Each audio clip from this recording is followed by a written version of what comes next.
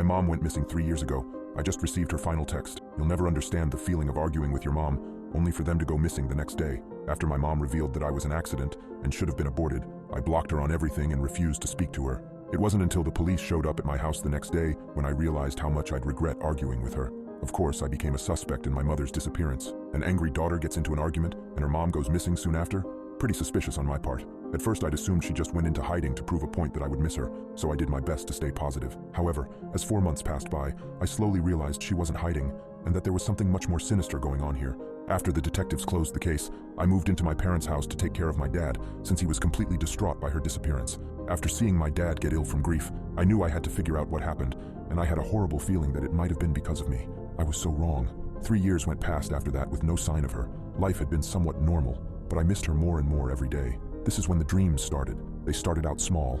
I'd happen to hear my mother's voice crying, or see her staring at me from down a flight of stairs while I was dreaming in my sleep. It was definitely creepy, but I brushed it off as my subconscious dealing with everything. One night, however, the dream got intense. I was sitting in my room when I could hear a scratching sound coming all the way from the basement door. Without thinking, I got up and went downstairs to investigate the noise. The sound was slow and ominous. Scratch, scratch, scratch. Regardless of its creepiness, I opened the basement door. On the other side of it stood my mother, half decayed and frowning in rage. She grabbed me by the arm and threw me down the stairs, where I landed on my neck, breaking it with a hard crack. Just before I woke up, my eyes landed on a clothes trunk sitting in the corner. I flew awake in a cold sweat, grabbing my neck. Even knowing it was just a dream, it still didn't sit right with me. I'd promised myself to see a doctor about this, since the grief was getting unbearable. The next night, the dream became even more vivid. I actually tried to stay awake as long as possible, not wanting to see my mom in my dreams. No one can stay awake forever, and I caved at about 3 a.m. The dream started out with my mom sitting on my chest while I lay paralyzed in bed. She stared down at me furiously, holding my phone in her right hand. With her left hand, she pried my mouth open, took the phone, and then proceeded to shove it into my mouth. It went in horizontally, so that it bent my teeth back into my mouth. I could feel it as they broke off, falling back into my throat, where I choked violently on them. Blood overflowed my mouth and poured out of the sides of my cheeks. My mother leaned in and, in a deep demonic voice, screamed, "Check your phone!" I woke up in tears and jumped out of bed. When it hit me that it had only been a dream, I breathed out a sigh of relief. I looked over at my phone, which had been sitting patiently on my nightstand. Should I? Was the first thought I had.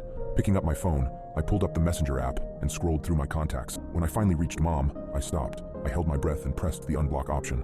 A message immediately came through. "Diana, you have to come back, please. I got myself stuck in the clothes trunk in the basement. I can't get out." The date and time were July 17th, 2020, 4:45 p.m., a literal minute after I had blocked her. It felt as if the world around me had frozen. She couldn't still be in there, right? Dad had to have let her out or something. Unless, maybe that's not what she wanted. The only choice I had now was to look. I flicked the light onto the basement and began my descent down the stairs. I turned around, holding my hand to my mouth to stop myself from vomiting everywhere. I couldn't help myself, and I turned back around to stare at the corpse. There, in her hands, was her phone. Her last attempt at escaping and repairing the dead relationship between us. Please take my advice. Be nice to your parents.